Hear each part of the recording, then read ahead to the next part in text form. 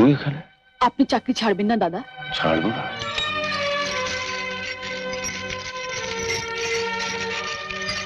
নিন, এই গয়নাগুলো আপনি বিক্রি করে দিন দাদা। এত গয়না? এইগুলো আমার মায়ের গয়না। না না ছোট, তোমার মায়ের গয়না আমি নিতে পারবো না। বড়দা, না না, আমি শুনেছিলাম তনু বাড়ি ভাড়া করার জন্য তোমার কাছে গয়নাগুলো চেয়েছিল, তুমি তাকে দাওনি। আমি আমার একার ঘর চাইনি দাদা। ছেলেবেলায় মা বাবাকে হারিয়েছি, তাই এমন একটা সংসার চেয়েছিলাম যেখানে মা থাকবে, বাবা থাকবে, আপনার মতন এক দাদা থাকবে।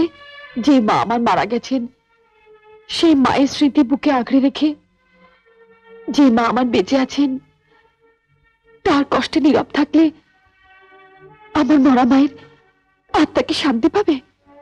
বলুন না দাদা, বলুন না। ছোট দাদা, আমাকে আপনি ফিরিয়ে দেবেন না দাদা, দয়া করে এগুলো নিন। না না, এ আমি নিতে পারি না। না দাদা, আসুন না দাদা, আমরা মা হারা ভাই বোনে ওদের মাকে ওদের কাছে ফিরিয়ে দিই। বেশ, আমি নিচ্ছি, কিন্তু ছোট তোমাকে একটা কথা দিতে হবে।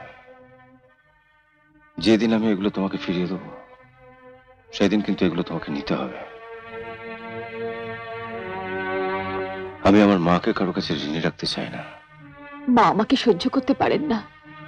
মা যদি জানতে পারেন আমার গয়না দিয়ে মার চিকিৎসা হচ্ছে, মা চিকিৎসা করাতে রাজি হবেন না। আপনি আমাকে কথা দিন, এই গয়নাগুলোর কথাটা আপনি বলবেন না। আমি ওকে কথা দিয়েছিলাম কথাটা গোপন রাখবো বলে মা, কিন্তু পারলাম না। কোনো অপরাধ না করে সবাইকে বুক ভরা ভালোবাসা দিয়ে হতভাগী আমার কাঁদতে কাঁদতে বাড়ি থেকে বেরিয়ে যাবে, আর আমি কিছু না করে। না না ছোট, ছোট, তুই তুই আমার ক্ষমা করিস ছোট, তোর কথাটা রাখতে পারলাম না বলে।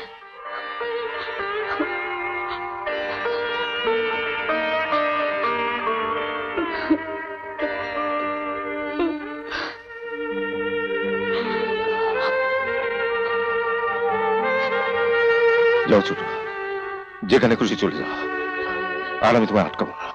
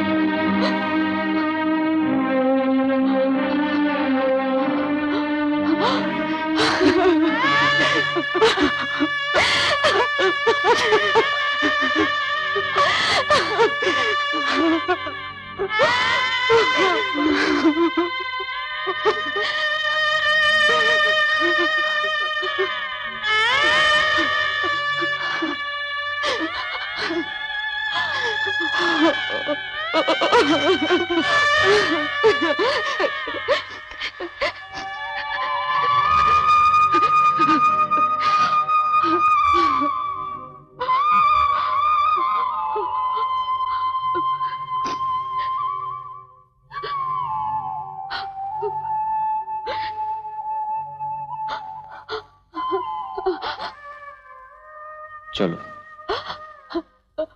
আমার ঘরের ঠাকুরের আসনের থেকে লক্ষ্মী ঠাকুরটা নিয়েছো তো? না, আমি জানতাম তুমি ভুলে যাবে। আমি ভুলিনি দীপা, ইচ্ছে করে আনিনি। কেন?